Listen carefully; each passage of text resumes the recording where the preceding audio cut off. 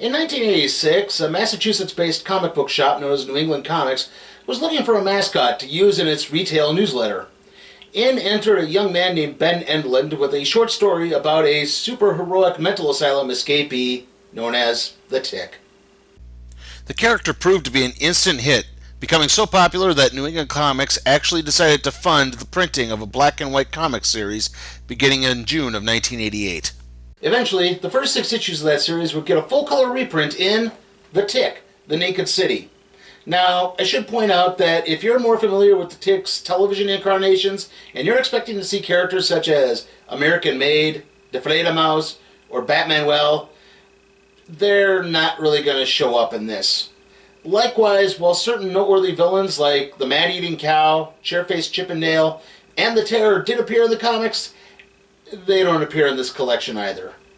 But that doesn't mean this still can't be good, so let's take a look at The Tick, The Naked City. Fresh from escaping a mental asylum due to boredom, the Tick makes his way to the city and sets about on his mission to rid it of injustice with the help of his trusty crime-detecting viewfinder. This leads the Tick into an apartment where a group of ninjas is holding an old man hostage. After making quick work of the ninjas and freeing the old man, the Tick makes his way to a local diner where he encounters a naysayer who questions the hero on his Tick-like abilities. This leads to the Tick demonstrating his blood-sucking power with the use of a straw, which in turn leaves the Tick feeling a tad lightheaded due to oxygen deprivation. While in this state, the Tick stumbles into a nearby subway tunnel. It's then that a rather familiar individual in glasses rushes into the subway tunnel and attempts to save the Tick from an oncoming train. Believing himself to be in the stomach of a whale and mistaking the man for an enzyme, the Tick and the man clash until the train crashes into the both of them. The train carries the two until they are able to throw themselves over the side of a bridge. This is when the Tick realizes that the man is also a superhero. Tick asks who he is. The man introduces himself as Clark Oppenheimer, mild-mannered reporter for the Weekly World Planet. Obviously, this is meant to be a riff on Superman. In this case, Clark Oppenheimer is the secret identity of the superhero known as the Caped Wonder. After deducing Clark's identity, the Tick makes his way to the Weekly World Planet newspaper. There, the paper's editor-in-chief, one Perry Beige, mistakes the Tick for Neville Ned, the paper's new crossword puzzle editor. Much to Clark's chagrin, he and Ned are then placed in the exact same office. Throughout the day, Tick continues to get on Clark's nerves, and then at one point while Clark is out of the office, Tick begins rummaging through Clark's desk. There he discovers a glowing crystal which protects the head of Marlon Brando. Brando gives the backstory of the Caped Wonder as K. Rowe, last survivor of the planet of Otter Creek. As Clark returns, the Tick tosses the crystal into a nearby supply closet.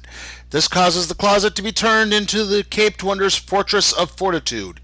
Clark then takes the Tick up to the roof in order to talk him out of being a superhero. Clark points out that he, and only he, is truly qualified to protect the city. The Tick points out that he knows Clark's weakness, and then whips out a chunk of Otter Creekite. Actually, the Tick is just holding a green-colored eraser. This pushes Clark over the edge, and he and the Tick begin fighting. However, in the midst of the scuffle, the Tick smashes Clark's hypnotic spectacles, compromising the Caped Wonder's identity. Also, the Tick is fired by Perry Beige after the crossword puzzle he turned in only had 2 words on it, one of which was not actually a word. And now, the night of a million zillion ninjas! A young woman named Oedipus is on the run from a group of ninjas, like the ones from before. The ninjas fire a few warning arrows at her, and she responds in kind, much to their shock. She then scales a nearby building where the Tick is on the roof, monologuing. Before she can explain anything, the ninjas attack, only to immediately be thrown back.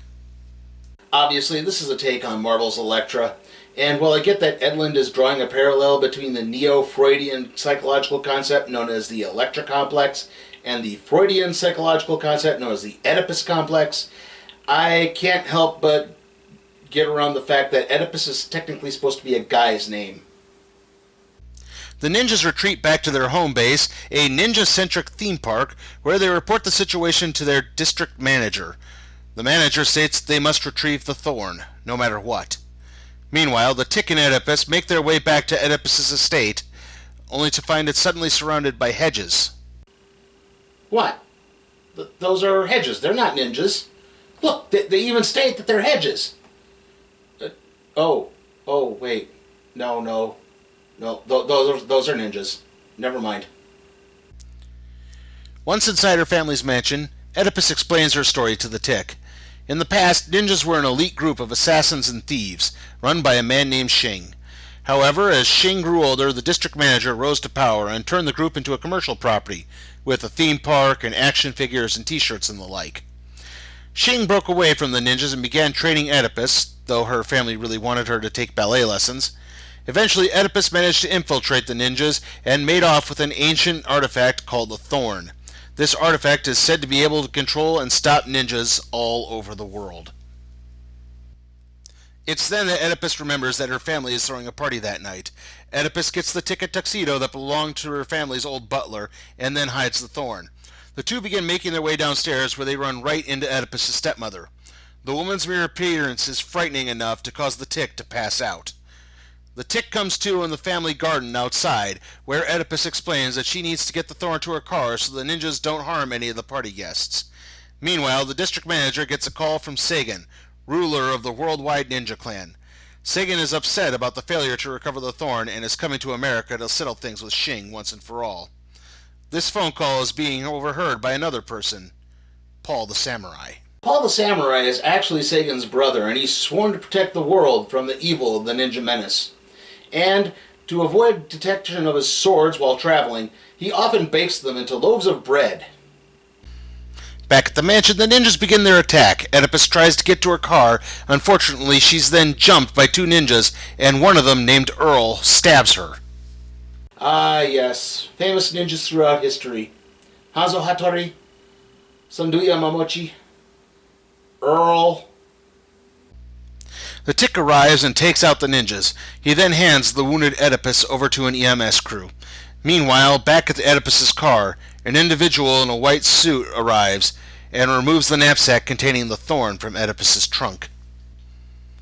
Distraught over Oedipus, the Tick takes off, determined to destroy Ninja World.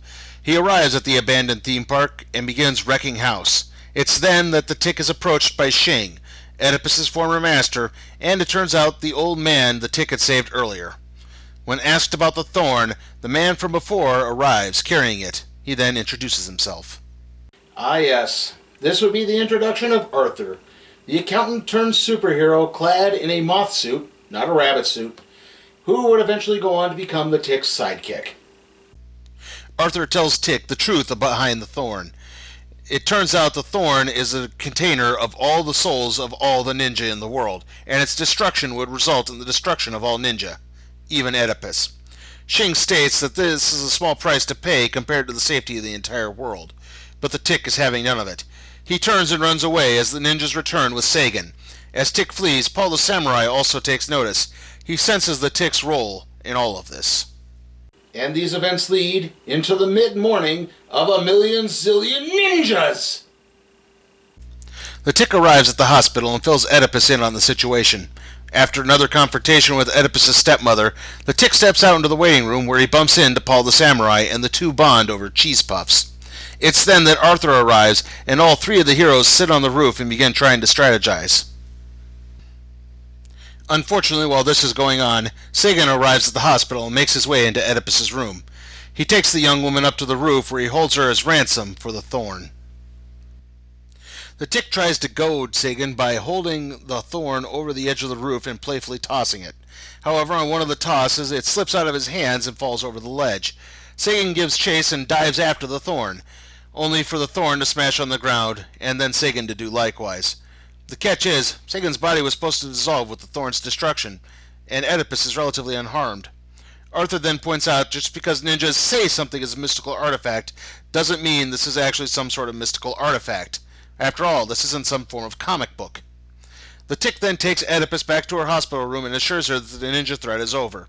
He then rejoins Paul and Arthur, even managing to pay for Paul's flight back to Japan after discovering that his suit actually has pockets.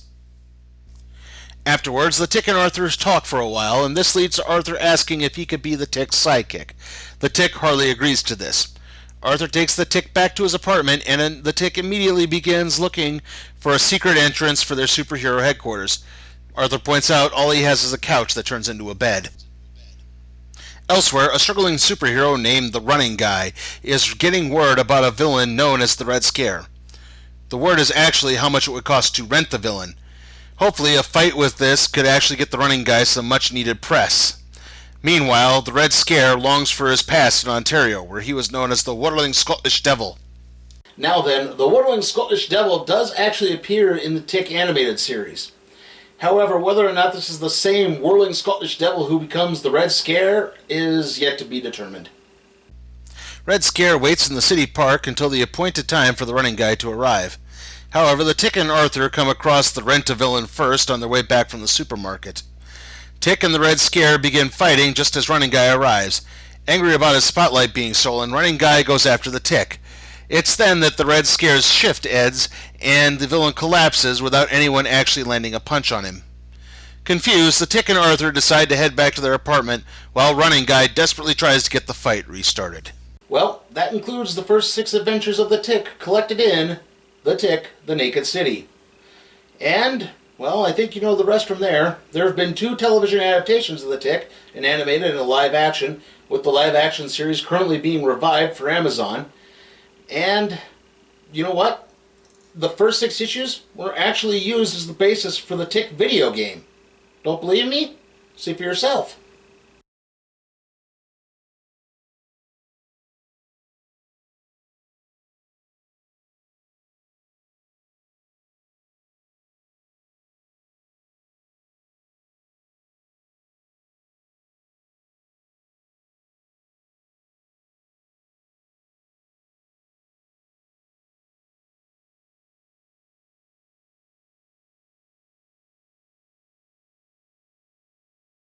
See what I mean? As for Edlund, well, I already mentioned the 2 Tick adaptations, but he's also gone on to work on such television shows as Firefly, Angel, and Supernatural. As for the comic itself, well, I mean, there are some flaws. It's early 80s coloring, which, pre-digital era, it can get a little smudgy at times. The artwork is kind of amateurish. It's good amateurish, but still amateurish. But there's a real wit to this. There's a real sharp, biting satire to this. And you know what? Even the most novice comic fan would understand most of the jokes in these stories. So I really have no problem giving The Tick, the Naked City, an A.